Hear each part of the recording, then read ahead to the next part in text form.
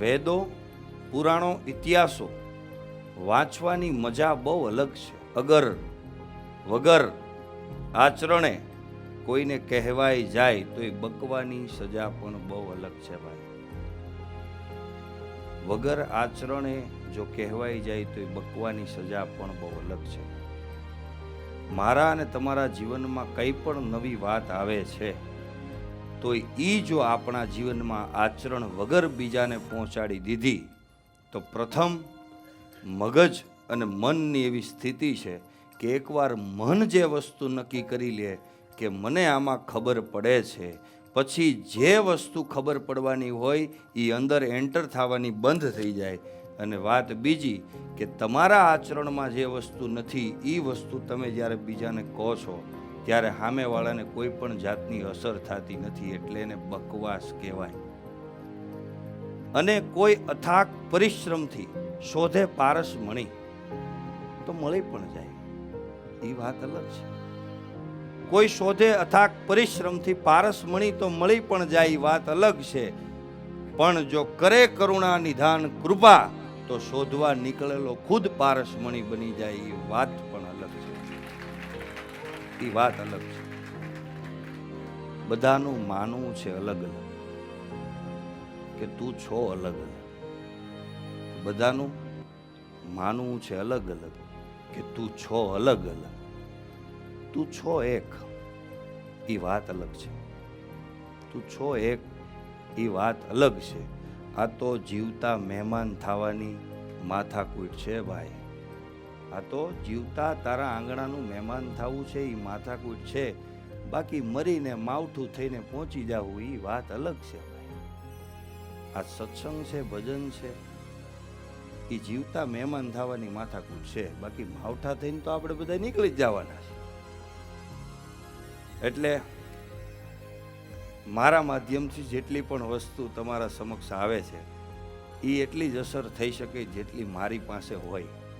હું કોઈ સારી વાત કહું, જો મારા આચરણમાં જ ન હોય એ વાત, તો એ વાત તમારા સુધી પહોંચે નહીં. સમય પસાર થાય એવું ગણાય. પણ હું જેટલો બને એટલો પ્રયાસ કરું કે આજનો મારો વિષય મને આપ્યો છે અને એના વિશે મારે થોડું વધારે કહેવાનું છે કે બીજાની નિંદા કરવાથી શું નુકસાન થાય, બીજાના ગુણો જોવાથી શું ફાયદો થાય.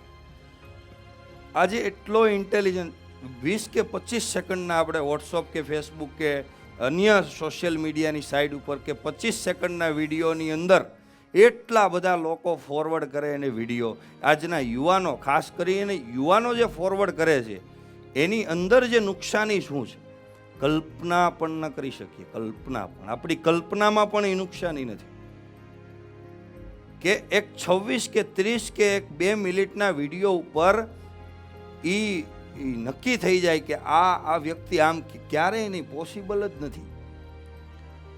અને એની જે નેગેટિવિટીની અંદર આજનો જે યુવા વર્ગ ફસાણો છે ભાઈ, કે કોઈ પણ વિડીયો આવ્યો વોટ્સઅપ કે ફેસબુકની અંદર એટલે એને સીધો ફોરવર્ડ કરી દેવાનું, નહીં જાણવાનું, નહીં જોવાનું. નિંદા, બીજાની નિંદા. નિંદા એટલે શું?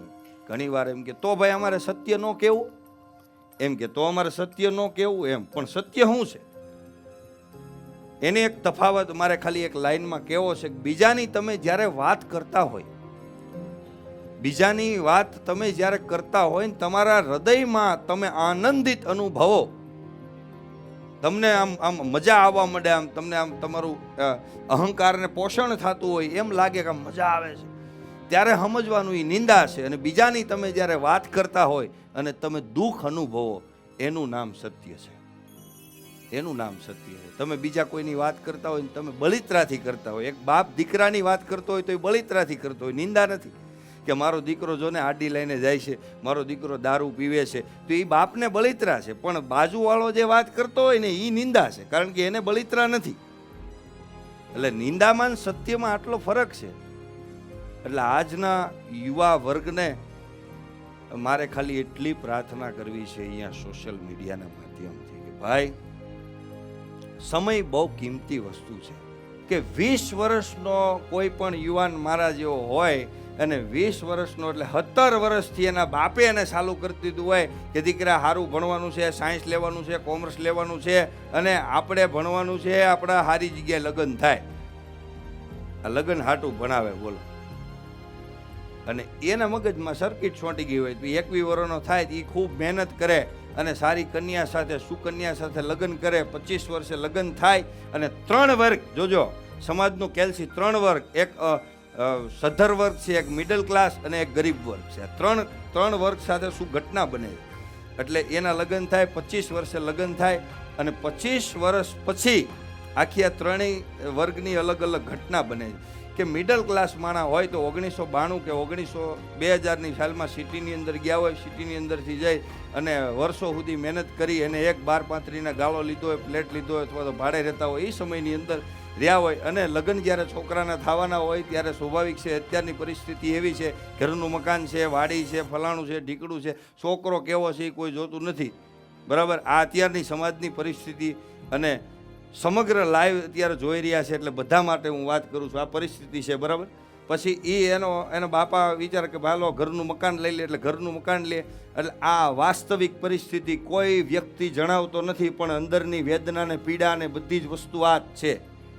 અને એ છોકરાને લગ્ન થાય એટલે સ્વાભાવિક છે ઘરનું મકાન લે એટલે મકાન લોનના પ્રમાણે 50 લાખ રૂપિયાનું, 40 લાખ રૂપિયાનું મકાન હોય તો જૂનું જે મકાન લીધું હોય, બાપ દાદાએ મહેનત કરી હોય, સુરત કે અમદાવાદ કે વડોદરા જઈ, મુંબઈ જઈ, એના 15 લાખ રૂપિયા આવ્યા હોય, ડાઉન પેમેન્ટમાં દીધા હોય, બાકીના 25 લાખ રૂપિયાની લોન કરાવી, 1% હિસાબ લેખે 25,000 રૂપિયાનો હપ્તો થાય અને 25,000 રૂપિયાનો હપ્તો ને 25,000 રૂપિયા ઘર ખર્ચાના, 50,000 રૂપિયા, 10,000 રૂપિયા હિતર ખર્ચો. બાપ દીકરો કમાતા હોય, દીકરો 25,000 કમાય, બાપા 25,000 કમાય, 50,000, 10,000 રૂપિયા બેલેન્સ વધતી હોય, એમાં પણ વર્ષની અંદર ક્યાંક આવવા જવાનું થાય અને કોઈ પણ એટલે એમાં રૂપિયો વપરાઈ જાય, એમાં હપ્તા ચાલુ હોય, 25,000નો હપ્તો નીકળી જાય, ઘરમાં કાંઈ વધે નહીં અને એ પરિસ્થિતિ અંદર લગ્ન આવે, છોકરી મળે, જોકે બધું એની હાટું કર્યું હોય તો પછી વ્યાજે પૈસા લઈને લગ્ન કરે અને 5 લાખ રૂપિયાનો બાપ વ્યાજેથી પૈસા લઈ આવે એટલે અત્યારની સરાફી વ્યાજ પ્રમાણે 1 થી 1.5% વ્યાજ હોય એટલે એનું વ્યાજ ચાલુ થાય. વ્યાજ ઓલા ખર્ચા તો હારોહારાનું સમાજની પરિસ્થિતિને મારે વાસ્તવિક વાત કંઈક અલગ કેવી છે એટલે હું તમને આ તરફ લઈ જાઉં છું. અને 25 વર્ષનો થાય એટલે છોકરો પરણી જાય અને આમાં સર્વપ્રથમ કે અમીર વ્યક્તિ હોય જે જેના બાપાનો બિઝનેસ સંભાળે છે, જે મોટા લોકો જેની પાસે ધનની કોઈ કમી નથી, એ વ્યક્તિ 4-5 વર્ષ કે 2-3 વર્ષ બહાર ફરવા નીકળી જાય. બરાબર, અને પછી આવી ફરવા નીકળો એટલે એના બાપાનો ધંધો સંભાળ્યો હોય, જો સત્સંગી હોય, ભજન કરતો હોય અને કોઈ સત્સંગ સાથે, ભજન સાથે, નામ જપ સાથે જોડાયેલો વ્યક્તિ હોય એની વાત અલગ છે. પણ જે જનરલ અત્યારે સમાજનો માહોલ છે તો એના બાપાનો બિઝનેસ ઉપર બેસી જાય. હવે બિઝનેસ ઉપર બેઠો એટલે સમય ઘરે આપી શકે નહીં. 30 વર્ષ થાય, 30 વર્ષ પછી એકાદું બાળક થાય, આ બધી general middle class, top class અને બાળક થાય પછી એનું જીવન આખું ચાલુ થાય. મિડલ ક્લાસનો વ્યક્તિ હોય એની પરિસ્થિતિ આ વ્યાજવાળી, ફ્લેટવાળી. બરાબર, હવે એ પાછો ચાલુ થાય. હવે ઘેરે લગ્ન થઈ ગયા પછી જો કમાવામાં ધ્યાન ન રાખે તો પાછું અહીંયા ટૂંકો રહી જાય, એ ભરાય નહીં. બીજું એમાં મહેનત રાખે તો ઘર પરિવારમાં બરાબર ધ્યાન નથી આપતો ને એમાંય જો ઘેરે આવે તો પછી હવે એનું ઘરવાળી એમ કીધું, મમ્મી આમ કીધું, રહોડામાં જાય તો મમ્મી કે ઓ આમ કે આવડો આ નિમાણો થઈને હાજે ઠાયકો પાયકો આવ્યો હોય. પુરુષની પરિસ્થિતિ અત્યારની શું છે, એ ઠાયકો પાયકો આવ્યો હોય તો પછી એ બે એને સાંભળવાનું, માતાઓ, બહેનોને વહુ. જેટલા એને મારી વિનંતી છે કે ઘરની અંદર જ્યારે હાહુ ફૂલ હોય ને ત્યારે વહુએ ડીમ થઈ જવું અને વહુ ફૂલ હોય ત્યારે હાહુને ડીમ થઈ જવું. કારણ કે બે લાઇટ ફૂલ હશે ને તો આ એક્સિડન્ટમાં બિચારો ડ્રાઈવર મરી જાય છે, ડ્રાઈવર મરી જાય છે આમાં.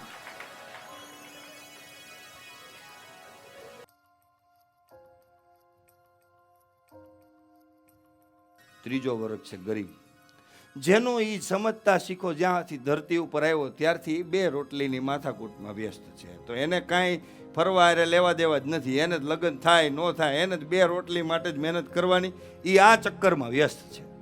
મને કેટલું મળશે, હું કેટલું કામ કરું તો મને કેટલું ભેગું થાય, આ માથાકૂટમાં પડ્યા તો તમે જેટલું નક્કી કર્યું છે એટલું થાય. કારણ કે દુનિયાના તમામ ફિલોસોફરો, દુનિયાના તમામ મહાન લોકો, જેણે જેણે દુનિયાને કંઈક ભેટ આપી છે, એવા લોકોએ બે સામ્યતા એની જબરજસ્ત છે. પહેલી સામ્યતા, જેને કાંઈક બનવું તું બીજું અને બન્યા બીજું, અને બન્યા જે એમાં એણે દુનિયાને સંપૂર્ણ રીતે પોતાનું જીવન આખું લગાડી દીધું અને સંપૂર્ણ રીતે દુનિયાને સંતુષ્ટ થાય એવા પ્રયાસો કર્યા.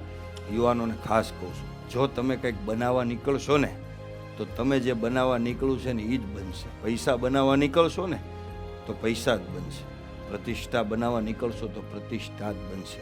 પણ આ સમાજમાં કંઈક તમે બનવા નીકળશો ને તો બધુંય બનશે. યાદ રાખજો, બધું બનશે. અને આ દુનિયાના તમામ લોકોનું આ એક સર્વશ્રેષ્ઠ ગુણ હતો. જે કાંઈક સમાજ માટે ઉપયોગી થવા નીકળાતા, કંઈક બનવા નીકળજો, બનાવવા નહીં, કંઈક બનવા નીકળજો. 5000 વર્ષ થયા. ભગવદ્ ગીતા હોય, આ ભગવાન સ્વામિનારાયણે જે શિક્ષાપત્રી લખી, હજારો વર્ષો સુધી વેદો, ઉપનિષદો ને શાસ્ત્રો, જેનો એક અક્ષર પણ બદલવો નહીં પડે. કારણ કે પૂર્ણ છે, એ પૂર્ણ છે. અપૂર્ણ ઇન્દ્રિયોમાંથી નીકળેલું જ્ઞાન કોઈ દિવસ પૂર્ણ ન હોય. યાદ રાખજો, આપણી બધાની ઇન્દ્રિયો છે ને અપૂર્ણ છે. આમાંથી હવે હું ન હોત તો ફલાણા ભાઈના છોકરાને આવો પાવર કરે. બોલો, હું ન હોત તો ફલાણા ભાઈના છોકરાના લગ્ન ન થયા હોત. ભાઈ તું નો તો તાર બાપુજીને થઈ ગયા હતા. હવે એનું શું કરું?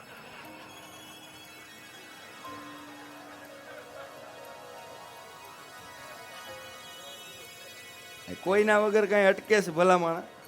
નથી સુધરવું, ઈ નહીં સુધરે. હું એમ કહું, એ નહીં સુધરે. ચાણક્ય પંડિત બહુ સારી વાત કરે છે, મૂર્ખ મિત્ર સાથે કોઈ સંવાદ ન કરવો, એને જેમ અનુકૂળ આવે ને એમ કરવા દેવું, અને સમજદાર વ્યક્તિને હંમેશા છંછેડવો, કારણ કે એમાંથી કંઈક નીકળે.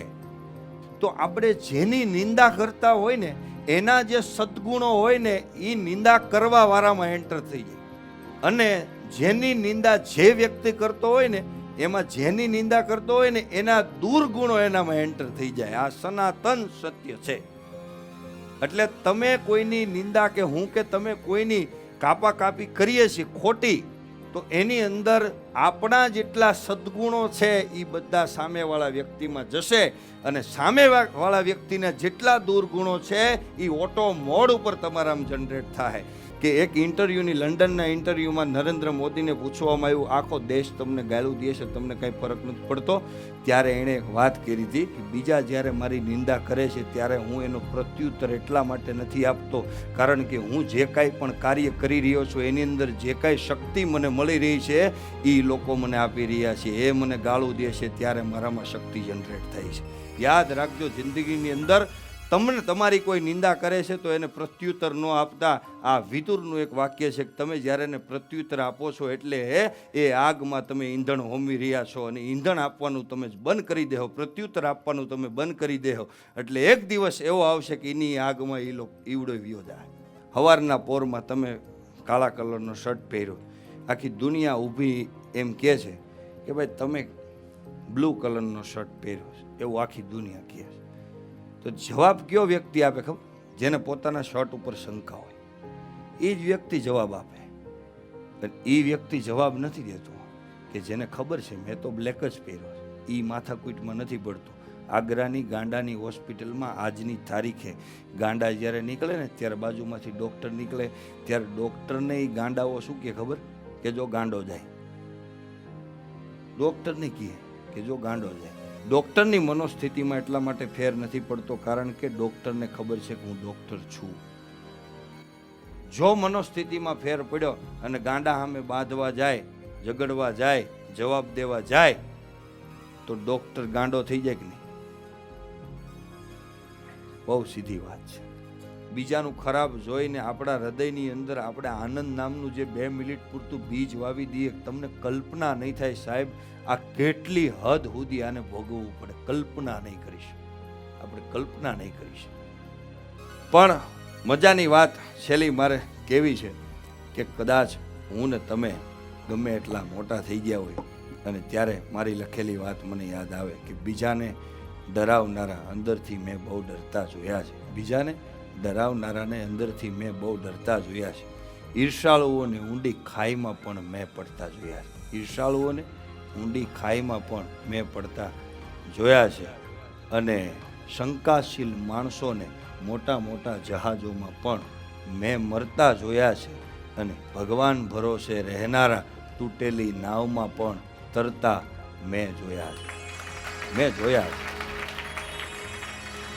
હંમેશા કોઈ પણ કામ કરો ઈશ્વરને કેન્દ્રમાં રાખીને કામ કરજો. કારણ કે સિકંદર ને નેપોલિયન જેવા વ્યક્તિ અહીંથી નીકળી ગયા છે અને હાથીને રોજ 2 ટન ખાવાનું જોઈએ છતાં પણ એને ક્યારેય એની વ્યવસ્થા નથી કરી. હું ને તમે 2 રોટલીના પેસેન્જર છીએ, 2 BHK મકાનના ઘરાક છીએ. આથી મોટું આપણું કોઈ સામ્રાજ્ય નથી. તો યાદ રાખજો કે સિકંદર પોણી પૃથ્વી ઉપર રાજ કરેલો વ્યક્તિ એ જ્યારે લડવા માટે જતો હતો ત્યારે એને એક ફકીરે ઊભા રાખ્યા, ડાયોજિનિસ ફકીર. એને ઊભો રાખીને કીધું, સિકંદરે ડાયોજિનિસ ફકીર પાસે જઈને પ્રાર્થના કરી અને એમ કીધું કે નમસ્કાર. એટલે સામું જોઈને શું કીધું ખબર? પાછા હુઈ ગયા. પોણી પૃથ્વીનો રાજા ની ફકીર. અરે એ કે હું ગ્રીક સમ્રાટ સિકંદર. એ કે તો શું છે? ફકીરને તો શું હોય, તો શું છે? એ પાછા હોઈ ગયા. અરે હું પૃથ્વીને જીતવા માટે જાઉં. એ કે પણ તો શું જીતીને તું શું કરીશ? એ કે પહેલા હું મિસ્ર જીતીશ, પછી અફઘાનિસ્તાન ઈરાકને જીતીશ, પછી કે ભારતને જીતીશ, પછી આજુબાજુના રાજ્યો જીતીશ, પછી એશિયા ખંડને જીતી લઈશ, પછી હું આરામ કરીશ. એ કે તો આરામ તો હું કરું છું. ડાયોજિનિસ ફકીર કે આરામ તો હું કરું છું, આવી જા અહીંયા બાજુમાં બેહી જા. પણ સિકંદરે એમ કીધું, વાત તો તમારી વિચારવા જેવી ખરી. કારણ કે બુદ્ધિશાળી તો હતો. વાત તો તમારી વિચારવા જેવી ખરી, પણ હવે હું પાછો નહીં વળી શકું. આ તકલીફ છે ને મારી ને તમારી, એ આ બહુ મોટામાં મોટી સમજણ એ બધી છે અને સભ્યતા અને વિવેક ને બધી જ વસ્તુ છે. પણ આ જે વ્યથા છે ને કે હવે હું પાછો ન વળી શકું, અહીંયાથી બધી માથાકૂટ થાય છે. જિંદગીમાં એમ થાય કે આગળ રસ્તો ખરાબ છે એટલે કોઈને પૂછ્યા વગર યુટર્ન મારી દેજો ગાડીનો, કારણ કે પેઢી ખરાબ થઈ જશે. સાહેબ, કોઈને પૂછ્યા, રામકૃષ્ણ પરમહંસ પાસે જઈને કોઈ પૂછેલું અને કીધું કે મને પરમહંસ, મને 84 આસન આવડે છે. 84 આસન આવડે. પછી અલગ અલગ જે જન્મો છે આપણા એ બધા આસનો હોય. એ કે તને 85મું આસન આવડે છે? એ કે એ કેવું હોય? એ કે એ હરિશરણાસન કહેવાય. 85મું આસન જો આ આવડે ને તો બધું કામનું છે, બાકી બધું બેકાર છે. જુનાગઢની અંદર ગ્વાલિયરના મ્યુઝિકકારો જે અમારે વાત છે રાગ રાગીણીની, બરાબર, એ લોકો મને આ અંદરથી એક વાત ફૂટે છે એટલે કહું. નવાબે કીધું કે તમારે સંગીત સાંભળવું હોય તો ગઢપુરની અંદર જઈને તમે જાઓ. અને એ સંગીતકારો ગ્વાલિયરના ત્યાં જઈ અને બેઠા, સજાનંદ સ્વામી બેઠા હતા ને એને કીધું ફરમાવો. એટલે કે અમે તો સાંભળવા માટે આવ્યા છીએ. અને ત્યારે પ્રેમાનંદ સ્વામી, બ્રહ્માનંદ સ્વામી, નિષ્કુળાનંદ સ્વામી, બધા સ્વામીઓ બેઠા હતા. એમાં પ્રેમાનંદ સ્વામીને કીધું કે તમે શરૂ કરો. હવે ત્યારે પ્રેમાનંદ સ્વામી કીધું, ભગવાન કયો રાગ વગાડવું? જાણકાર વગર ન પૂછાય ને, જાણકારી તો બધી હશે ને ત્યારે જ પૂછ્યું હોય ને. અને આ બધું ઓલા લોકો સાંભળે છે, કયો રાગ વગાડવો? ત્યારે શ્રીજી મહારાજ એમ કે ભૈરવ વગાડો. અને ઓલા ગોથું ખાઈ ગયા. હાલો, આ હાઈનનો સમય ને ભૈરવ, આને રાગની ખબર પડતી નથી ને આ શું વગાડે છે? આપણે અહીં ખોટા આવ્યા આપણે સાંભળવા માટે. પણ બ્રહ્માનંદ સ્વામી મૃદંગ ઉપર હાથ મૂક્યો અને પ્રેમાનંદ સ્વામી સારંગ ઉપર આખો હાથ મૂક્યો અને જે ભૈરવ રાગ ચાલુ કર્યો. દી આત્માનો સમય હતો, આંખ વિચાણીને પ્રભાતનો પોર કરી નાખ્યો. સાહેબ, પ્રકૃતિ બદલી નાખે ને એનું નામ રાગ ને એનું નામ સાધુ કહેવાય. પ્રકૃતિ ઉપર જેનો કાબુ હોય, સાહેબ, કુકડા બોલવા મળે રાગથી, ભલે હાંજે વગાડે, પણ ભૈરવ રાગ હવારનો છે, પ્રભાતનો પોર મહેસૂસ થઈ ગયો. ત્યારે ઓલા પગમાં પડી ગયા કે વાહ, કોઈ પણ કાર્યની અંદર જ્યાં સુધી ભક્તિ ન ભળે ને ત્યાં લગી તમામ કામ બેકાર છે. જ્યાં સુધી એની અંદર ભાવ ભળે. હું કાંઈ પાગલ નથી, પણ ક્યાંક હું મને પાગલ થવા માટે પ્રેરિત કરું છું. શબ્દને સમજો, હું કાંઈ પાગલ નથી, પણ ક્યાંક હું મને પાગલ થવા માટે પ્રેરિત કરું છું. નહીં રાગ, નહીં તાલ, નહીં સૂર, કાંઈ નથી અહીંયા આપણી પાસે. હું હાર્મોનિયમ ઉપર બેઠો હોય ને ત્યારે આજુબાજુવાળાને કહી દઉં, ભાઈ રાગ સૂર તાલમાં મને કાંઈ ખબર પડતી નથી, મને કાંઈ મેળવતા આવડતું નથી, તમારે મેળવી લેવાનું તમારી અહીંથી. નહીં રાગ, નહીં તાલ, નહીં સૂર, પણ હું મારા ભાવ ભેળવીને સંગીત કરું છું. મારો ભાવ ભેળવીને સંગીત કરું છું. પ્રેમ અને કરુણાની સભા કરીને બેઠો છું. પ્રેમ અને કરુણાની સભા કરીને બેઠો છું. બાર લોકો બધા વાતું કરે છે કે હું પીડિત કરું છું, હું કોઈનું અહિત કરું છું. મળે તો કહી દેજો કે પ્રીત કરું છું. મળે તો કહી દેજો કે પ્રીત કરું છું. એટલે ઘણીવાર ઘણા પ્રસંગો અને મને અહીંયા આવવાનો, ઘણા પ્રોગ્રામમાં